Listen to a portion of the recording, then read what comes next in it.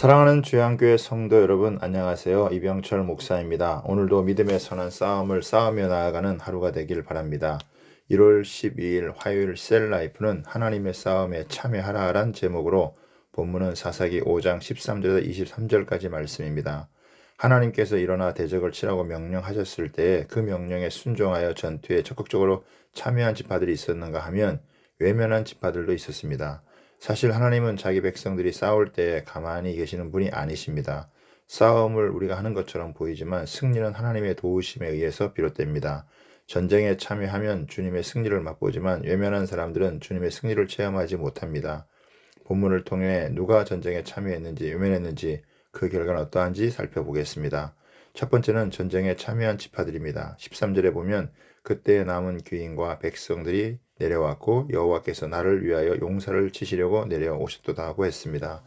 야빈의 압제하에서 이스라엘 백성들은 학정에 시달렸으므로 많은 사람들이 재산과 가족을 외국으로 피신시키거나 아니면 그 와중에서 저에게 살해되었을 것이지만 그 중에서도 굳건히 살아남은 백성들이 전투에 참여했습니다. 참으로 귀한 일이 아닐 수 없습니다.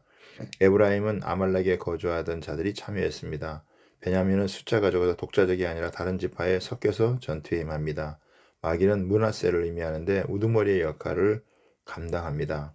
스불론은 비서나 부관의 역할을 하였고 이사갈은 우직하게 드보라를 믿어주었습니다. 드보라는 끝까지 의리를 지키는 이사갈 지파로 인해 큰 힘을 얻었습니다.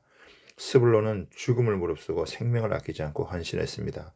납달리 지파는 시스라 군을 맞이하여 일사각오의 정신으로 용감히 싸웠습니다. 성도의 싸움은 빼앗고 죽이는 것이 아니라 평화와 생명을 얻기 위한 싸움입니다.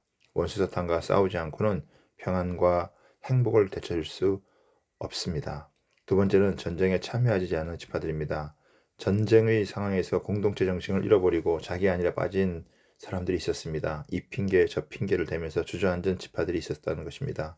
이들은 하나님의 역사에 참여하지 않았습니다. 루벤 지파는 처음에는 큰 결심을 해서 하겠다고 해놓고는 자기 양떼를 생각한다고 주저앉았습니다. 길르앗 지파는 길이 멀다고 오지 못했습니다. 단 지파는 배를 타고 무역하는 일에 바쁘다고 참여하지 않았습니다. 아셀 지파는 해안가에서 평안한 삶을 망치고 싶지 않다고 참여하지 않았습니다. 전쟁에 참여하지 않는 지파들은 하나님의 역사를 체험하지 못하였고 그 영광을 누리지도 못합니다. 23절에 보면 여호와의 사자의 말씀에 메르스를 저주하라. 너희가 거듭거듭 그 주민들을 저주할 것은 그들이 와서 여호와를 돕지 아니하며 여호와를 도와 용사를 치지 아니함이니라고 했습니다. 모든 지파들이 아주 힘겹게 싸움을 하는데 두 다리 쭉 뻗고 놀고 먹는 사람들이 있었습니다.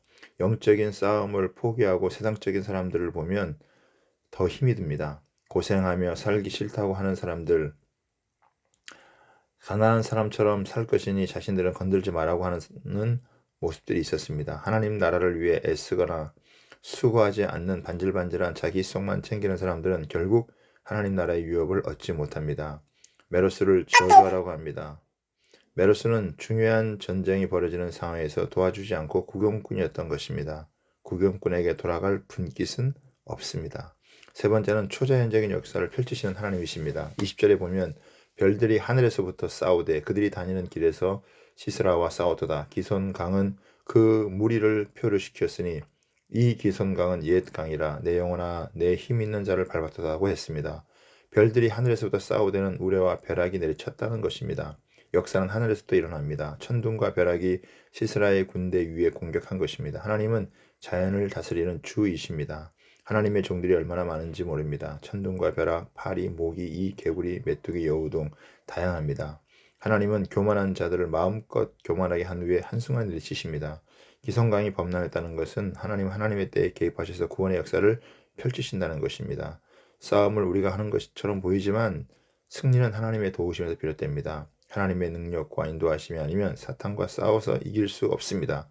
그러나 우리가 하나님 믿고 의지하여 나아가서 싸우면 반드시 주님의 승리를 보게 되어집니다. 그러므로 우리는 뒤로 물러나서 가만히 있을 것이 아니라 주님의 싸움에 동참해서 주님의 승리를 맛봐야 됩니다. 감사합니다.